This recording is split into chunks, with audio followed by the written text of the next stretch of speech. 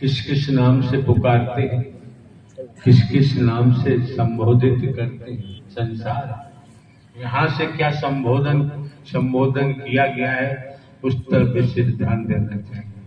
लोग हैं, दुनियादारी है, अपनी अपनी मन मर्जी करते हैं, उसी हिसाब से बोलते हैं, चलते हैं। आप उच्च शिक्षा प्राप्त है तो आपको तो भाषा का सदुपयोग करना चाहिए। हाँ जी। तो सत्संग जी, जो मम्मी ने आके हमें बताया कि नारायण साकार हरि परमात्मा बहुत अच्छी वाणी देते हैं और हम सब वहां पे चला करेंगे। अब हरि जी का सत्य का साथ करेंगे, जिससे कि हमारी भी आर्थिक स्थिति सही हो सके और हम जाने आने से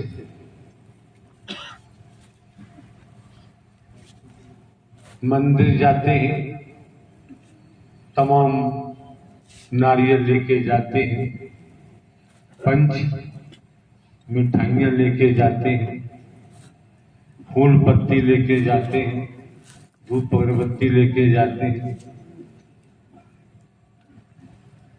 तो जाने वाले अपनी आर्थिक स्थिति सुधारने के लिए जाते होंगे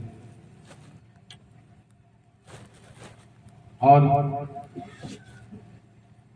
सहजता के तहत देखें कोई कमजोरी हमारी है, हम कितना ही छिपाएं वो कमजोरी निकल के बाहर आ ही क्यों। आज युग किसका है? धन का युग है, तो धन की बात करते हैं।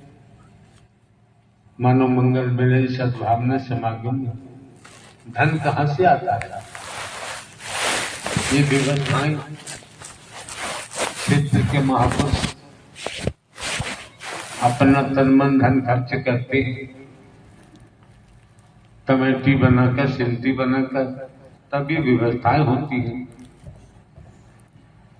जब यहाँ व्यवस्था इस तरीके से होती है तो मानव मंगल मिलन सद्भावना समागम में जाने से आपकी आर्थिक स्थिति कैसे ठीक होगी? कि यहाँ धन दौलत का कोई मामला है ही, न कोई चढ़ावा है, न दान पात्र है, तो आपकी आर्थिक स्थिति कैसे ठीक हो जाएगी आगे जाने से? तो सत्संग जी, जब मम्मी हमें बताती कि नारायण साकार हरि परमात्मा के चरणों में जाने से शांति मिल रही है और अच्छी वाणी आ रही है, तो हम सभी चला करेंगे। तो हम सब राजी हो गए कि ठीक है मम्मी, हम चला करेंगे। और सत्संग जी, हमने जाना शुरू कर दिया 2003 से। तो सत्संग जी, हम चलते रहे। जब मेरा जाना हुआ सत्संग जी, सत्य साथ में जुड़ने के 1-2 साल बाद जब मेरा जाना हुआ, नारायण साकार हरि परमात्मा के दर्शन दीदार किए सत्संग जी, तभी से लगन लग गई। और सत्संग जी, शुरुआत में जब नारायण साकार हरि परमात्मा की हमारे पास छवि नहीं थी, तस्वीर नहीं थी, तो सत्संग जी हरिधाम से एक प्लास्टिक की कट्टियां होती, उसमें जल भर के लेके आए और सत्संग जी उसी पर नारायण साकार हरि का नाम लिख लिया, नारायण साकार हरि का जयकारा लिख लिया। और सत्संग जी, हम सभी परिवार उसी के सामने खड़े होकर के आरती करते, वंदना प्रार्थना करते। और सत्संग जी, इसी तरीके से हम सत्य के साथ में जुड़ गए। और सत्संग जी, फिर दिशा और दशा कैसे बदलती है इन नारायण साकार हरि परमात्मा के चरणों में आने के बाद। कि सत्संग जी, जहाँ पिताजी 100-150 की मजदूरी करते थे, वहां पे आज उनकी मजदूरी, आज उन जो कारीगर हो गए सत्संग जी, आज उनके 600, 700, 500, 600 रुपए हो गए सत्संग जी पर डे के। और सत्संग जी, परिवार में हम 7 बहन भाई, 7 बहन भाइयों में से 5 बहन भाइयों की शादी हो गई, जिनमें से 4 भाई थे, 4 भाई हैं, जिनमें से 3 की शादी हो गई। और सत्संग जी, इन्हीं नारायण साकार हरि परमात्मा की रहमत से नारायण साकार परमात्मा के बताई हुए सदमार्ग पर चलकर सासंग जी सदकर्म कर कर हरि जी की वाणी सुनकर सासंग जी आज दो भाई इंजीनियर हो गए। ये कैसे हो पाया? इन्हीं मेरे नारायण साकार परमात्मा की रहमत से हो पाया। ये आपने भुला दिया, इन विषम परिस्थितियों में रहते हुए जो परिवार के सदस्य थे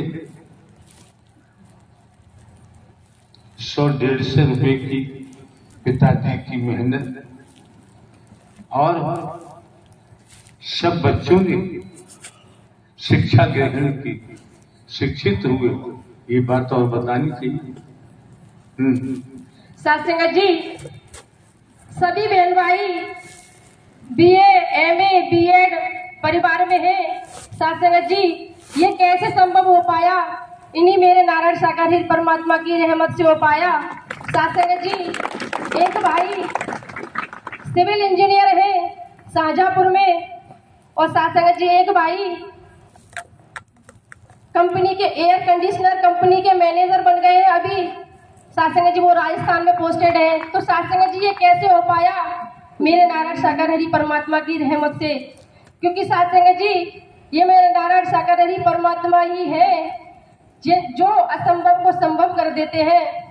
क्योंकि सासंग जी जब सत्य के साथ में नहीं आते थे उससे पहले जब हमें पढ़ाई के लिए पैसों की जरूरत पड़ती तो सासंग जी पिताजी ब्याज पर पैसे लेकर के आते थे। कभी 2000 लेके आए, कभी 5000 लेकर के आए। हम उस समय ब्याज नहीं जानते थे। जब देते पिताजी तो हम बढ़ के देते थे। तो हम मम्मी से बोलते कि मम्मी ये क्या होता है? पिताजी 2000 लेकर के आ रहे हैं, इनको बढ़ के क्यों दे रहे हैं? तो मम्मी कहती यही तो बेटा कर्ज की मार है, यही तो कर्ज की मार है।